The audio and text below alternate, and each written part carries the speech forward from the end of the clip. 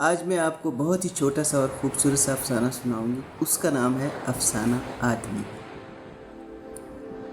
مجھے ایک سوگوار سا خط لکھنا ہے۔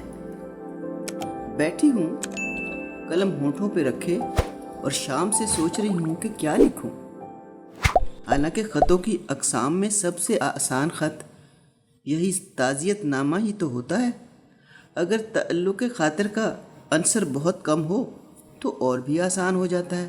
بس ایک ہی دھیان رکھنا پڑتا ہے کہ جس کے نام یہ افسوس کا خط جا رہا ہے اس کا مرنے والی شخصیت سے کیا ناتا ہے۔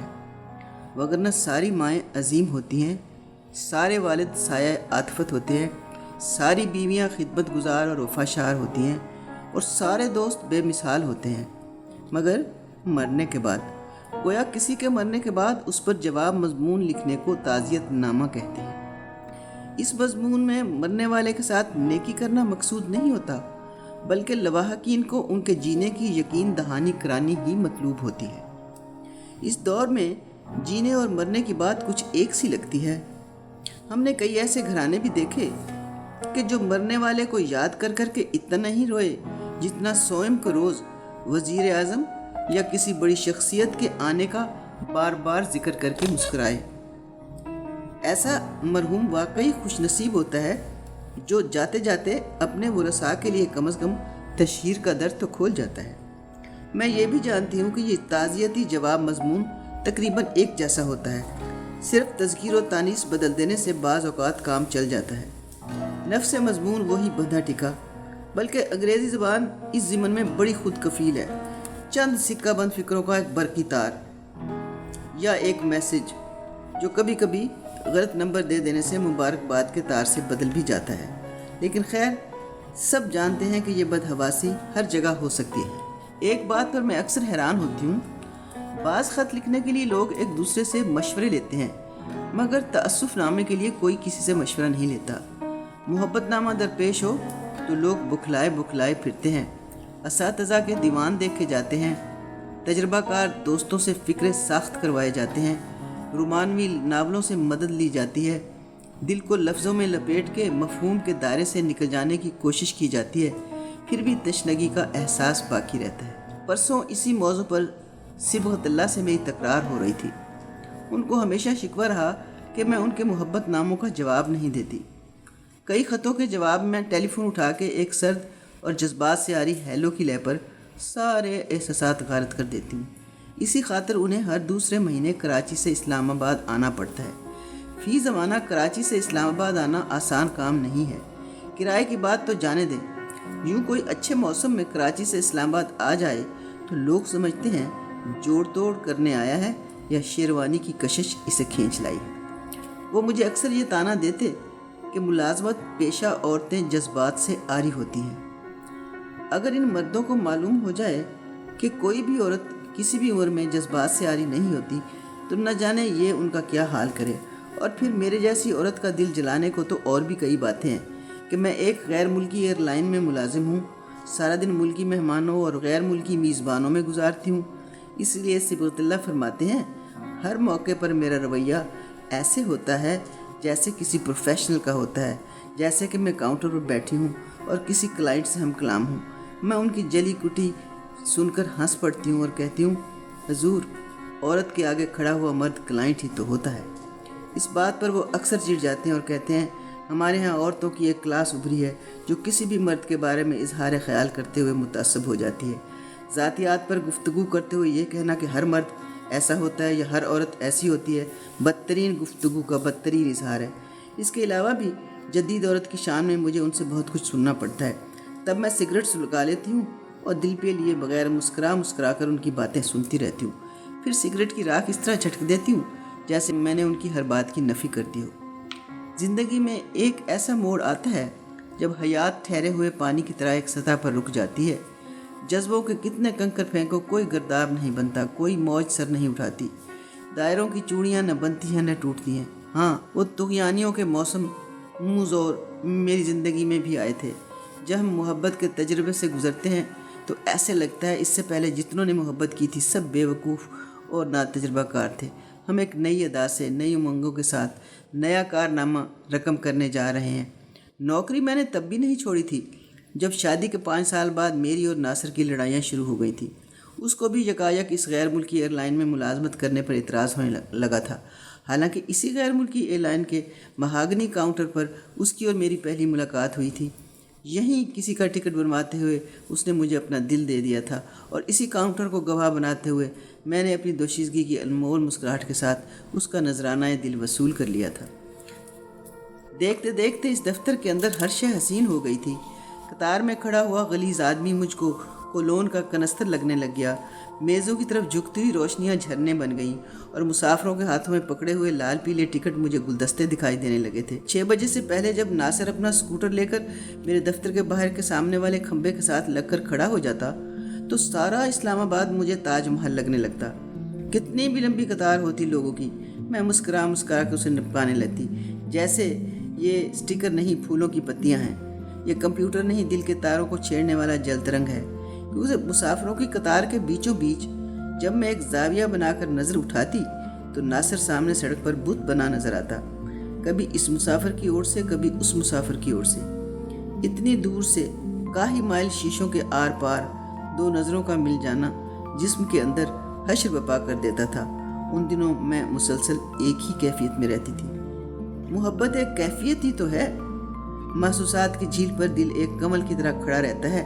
इधर नज़र उठती है, उधर हशर उठता है। इधर सांसें सवाल करती हैं, उधर निगाहें जवाब देती हैं। चेहरे का हर नक्श जलवों के एहसास का अमीन बना रहता है। तभी तो हर शख्स मोहब्बत करने के दौरान हसीन हो जाता है। 1 साल के मुसलसल इज़्तिराब और इंतज़ार की कैफियतों से गुजरने के बाद मेरी और नासिर की शादी हो गई थी। स्कूटर वाले नासिर ने मोटर ख़रीद ली थी। शामों के रंग तब्दील हो गए थे, सुबह ताजदार हो गई थी। इसी गैर मुल्की एयरलाइन की इनायतों से हम छुट्टी लेकर बैरून मुल्क हनीमून मनाने गए थे। ऊपर तले हमारी 2 बेटियां हो गई थी। हमने बड़ी मोहब्बतों से अपना एक छोटा सा घर भी बना लिया था। मगर यकायक ज़िंदगी में ज़लज़ले आने लगे थे। शक के ज़लज़ले, इल्ज़ामात के ज़लज़ले, अना और ख़ुद पसंदी के ज़लज़ले, रकाबत और तवहमात के ज़लज़ले मुसलसल आते रहें तो इमारत कितनी भी मजबूत क्यों ना हो, बुनियादें हिल जाती हैं। यही तो नासिर भी कहने लग गया था कि मुलाजमत पेशा औरत कभी अच्छी बीवी नहीं बन सकती, क्योंकि अब ना उसे एडवांस की ज़रूरत थी, ना कर्जे की और ना गैर मुल्की टिकट की। मैंने उसे एक दूसरी एयरलाइन में जॉब दिलवा दिया था। उसकी अपनी तरजीहात ही बदल गई थी। 1 साल सरशारी में गुजरा, बाकी साल दिल आज़ारी और खींचातानी में गुजरे। फिर हमारी अलहदगी हो गई।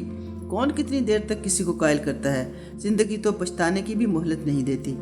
फिर वही काउंटर है, वही लोग हैं, वही काम है, वही दफ्तर है, मगर मैं वो नहीं हूँ। दिल का मौसम बदल चुका है।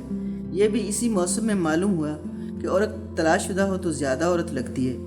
ज़िंदगी का कोई साल नया तजुर्बा दिए बगैर नहीं गुजरा। सिबगतुल्लाह साहब की और मेरी मुलाकात भी इसी काउंटर पर हुई थी और बकौल उनके वो मेरे इश्क में मुब्तला हो गए थे। सिबगतुल्लाह साहब बहुत बड़े आदमी हैं, इतने बड़े कि इस्लामाबाद की हर बड़ी महफिल में मदऊ किए जाते हैं। चाहें तो एक पूरा जहाज़ ख़रीद लें। शादीशुदा हैं, बाल बच्चों वाले हैं, मुझसे भी शादी के ख्वाहिशमंद हैं। कमरा था उनका 5 स्टार होटल में बुक होता है, मगर क़याम मेरे गरीब खाने पर करते हैं। इसलिए कभी कभी इनकी फ़ोन कानें रिसीव करने और इनके घर इत्तलात देने की ज़िम्मेदारियां मैं कबूल कर लेती हूँ। मेरी ये दफ्तराना सलाहियतें और ज़िम्मेदाराना सलाहियतें उन्हें बहुत पसंद हैं। इसके बावजूद मुलाजमत पेशा ख़वातीन की शान में गुस्ताखाना जुमले कहकर मेरा दिल जलाने का सामान करने से बाज नहीं रह सकते।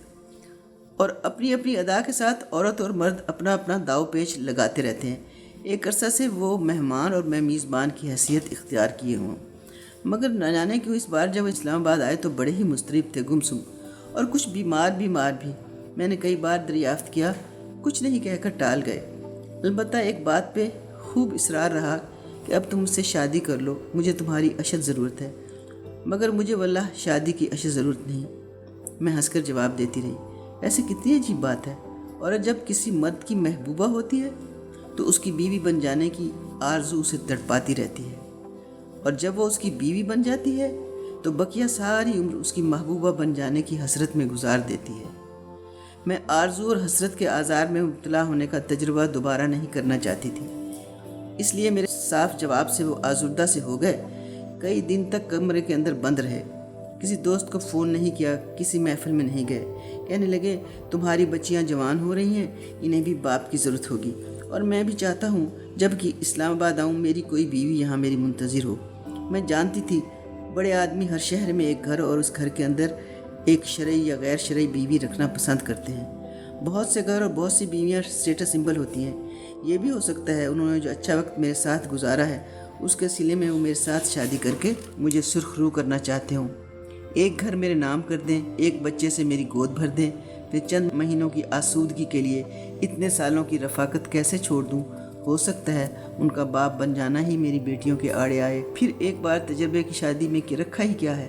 फिर भी इनके बहुत ज़्यादा इसरार और गिरी गिरी तबीयत को देखकर मैंने सरसरी सा वादा कर लिया कि अगले माह जब वो इस्लामाबाद आएंगे मैं हतमी फ़ैसला कर लूँगी और तरीके सलीके से ये बात अपनी बच्चियों से भी मनवा लूँगी। इतनी सी बात पर वो इतने खुश हुए कि जाने से पहले मेरे लिए और मेरी बच्चियों के लिए ढेर सारे तोहफे ख़रीद लाए।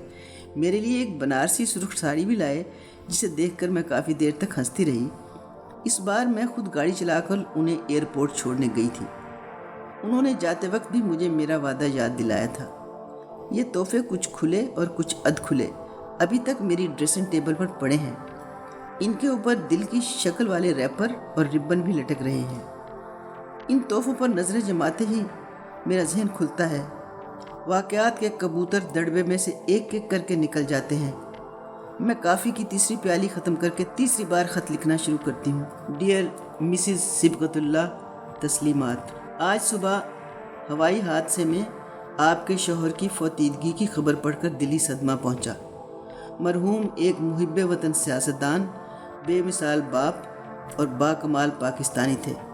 मुल्क व मिल्लत को उनकी रहलत से जो नुकसान पहुँचा हुआ सो अलग, मगर आपकी ज़िंदगी में जो खला पैदा हो गया है वो कभी पूर्ण ना हो सकेगा, क्योंकि मैं जानती हूँ वो आपको पल पल चाहने वाले शफीक, बेरिया और बावफा शौहर थे। ऐसा शौहर किसी नसीबों वाली को ही मिल पाता है। अफसोस मशीयत इज़्ज़ती में दम मारने की मजाल नहीं। खुदाए कुद्दूस आपको ये जानकर सदमा बर्दाश्त करने का हौसला और सब्र अता फरमाए और मरहूम के मदारज बुलंद फरमाए। आमीन सुमाइन। आपकी मुखलिस मिसिज़ सूफिया।